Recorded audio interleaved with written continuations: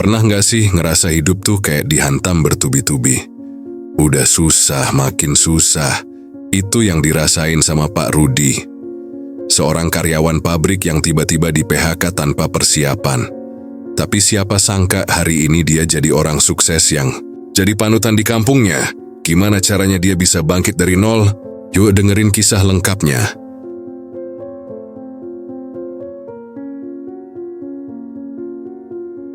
Waktu itu hari Senin, pagi-pagi Pak Rudi udah siap berangkat kerja.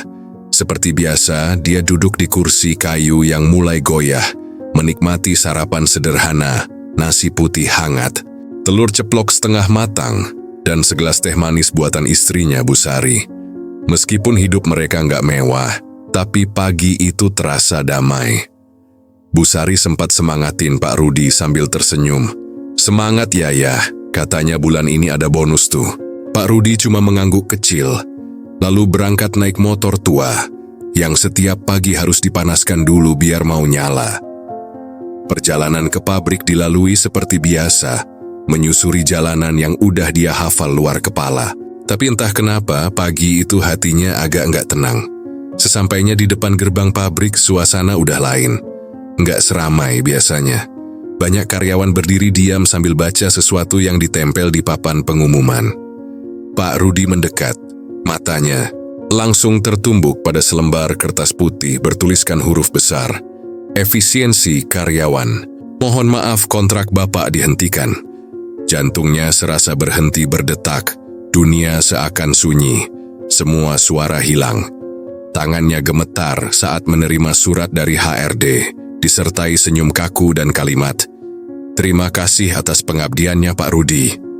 25 tahun kerja, nggak pernah absen, nggak pernah menuntut pulang pergi naik motor tua dalam panas dan hujan. Tapi hari itu semua seolah nggak ada artinya, nggak ada perpisahan yang layak, nggak ada penghargaan, cuman selembar surat dan hening." Pak Rudi hanya berdiri mematung, menggenggam surat itu erat tanpa tahu harus ngapain. 2 bulan pertama setelah di PHK benar-benar jadi masa paling berat dalam hidup Pak Rudi. Hari-hari yang biasanya sibuk diisi kerja, sekarang cuma dihabiskan duduk termenung di kursi bambu depan rumah. Tabungan yang cuma cukup untuk bertahan beberapa minggu mulai menipis. Tiap kali belanja ke warung, Pak Rudi harus pilih-pilih mana yang benar-benar dibutuhkan dan mana yang bisa ditunda. Telur yang biasanya selalu ada buat sarapan mulai diganti dengan kerupuk sisa kemarin.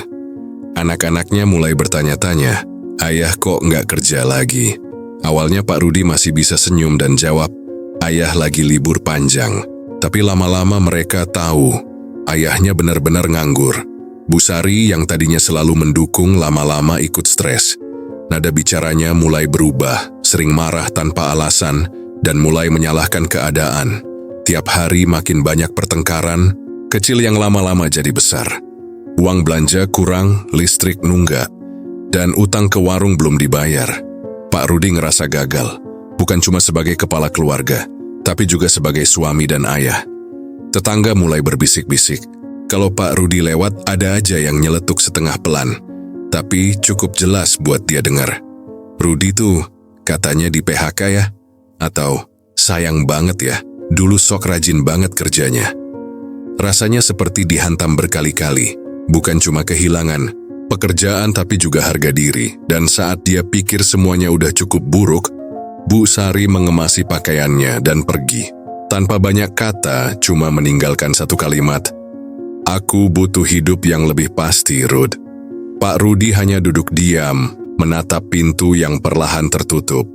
Malam itu rumah petak mereka terasa lebih sempit, lebih dingin, dan lebih sunyi dari sebelumnya. Hanya ada suara jam dinding dan napas berat Pak Rudi yang terdengar di ruang tamu. Suatu sore, setelah berhari-hari hidup dalam kesepian dan kekosongan, Pak Rudi duduk termenung di depan rumahnya yang sempit. Angin sore membawa suara anak-anak bermain bola di gang kecil. Tapi hatinya tetap berat. Untuk mengalihkan pikiran, dia iseng buka HP jadulnya yang sering ngelak itu. Sinyalnya lemah, tapi cukup buat scroll pelan-pelan video-video pendek yang muncul di beranda. Di antara video hiburan dan berita, matanya tertarik pada satu video. seorang ibu rumah tangga jualan gorengan dari rumah. Gerobaknya sederhana, cuma meja kayu kecil dan nampan plastik, tapi pembelinya ramai. Di video itu, si ibu senyum terus, sibuk melayani. Pak Rudi bengong sejenak, lalu tiba-tiba kepikiran sesuatu. Dia teringat resep risoles isi bihun buatan almarhumah ibunya dulu. Dulu waktu kecil, risoles itu selalu laris di warung sekolah. Dengan sisa uang 50.000 yang disimpannya dalam kaleng biskuit, Pak Rudi putuskan buat nyoba.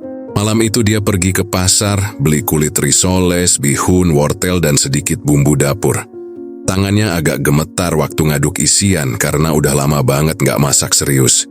Tapi semangatnya mulai tumbuh pelan-pelan. Besok paginya dia bikin silo risoles, ditaruh di piring plastik, dan digelar di depan rumah.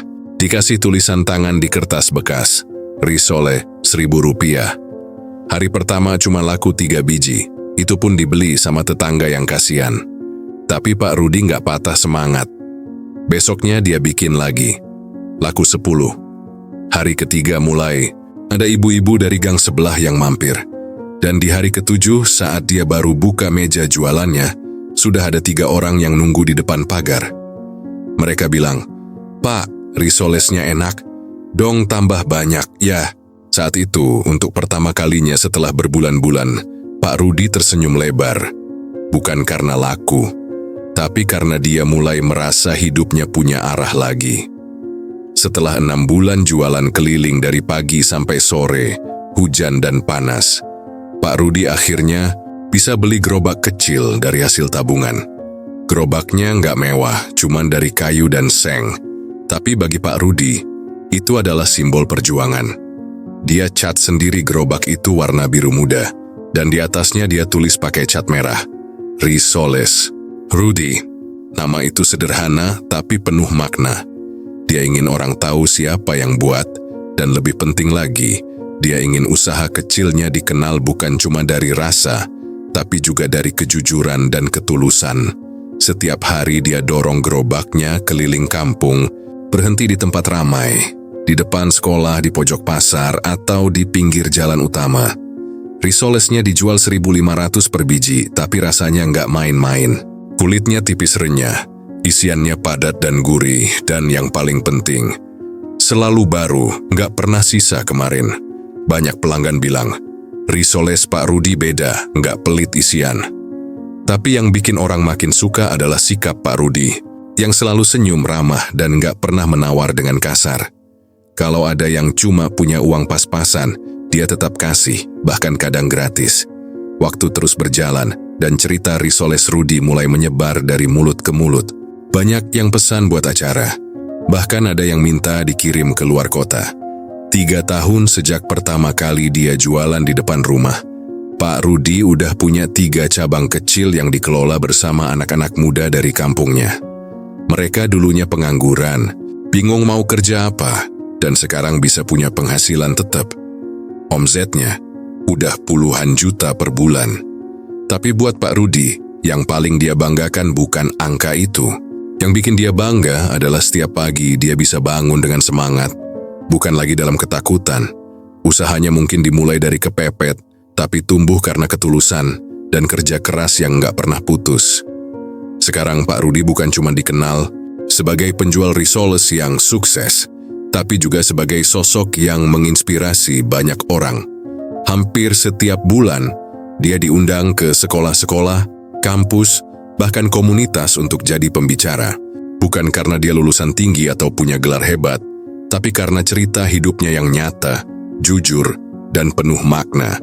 Di depan ratusan siswa, dia berdiri sederhana dengan kemeja polos dan suara tenang, lalu mulai bercerita.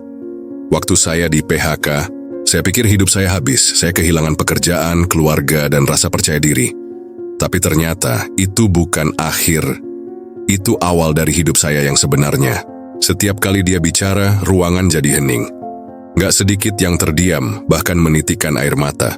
Bukan karena sedih, tapi karena mereka merasa relate.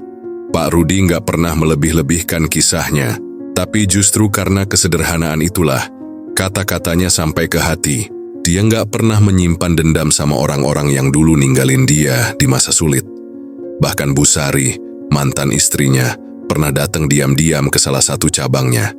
Dia hanya tersenyum dan bilang, "Terima kasih sudah pernah jadi bagian dari hidup saya." Pak Rudi juga nggak pernah sombong meski sekarang hidupnya jauh lebih mapan. Motor tuanya masih diparkir di depan rumah, meski dia sudah bisa beli mobil. Dia percaya bahwa sukses bukan cuma soal punya banyak uang atau punya banyak usaha, tapi soal kemampuan untuk bangkit saat semua orang mengira kamu sudah kalah. Dan bangkit bukan cuma sekali, tapi terus berdiri, meski jatuh berkali-kali. Baginya, risoles hanyalah alat.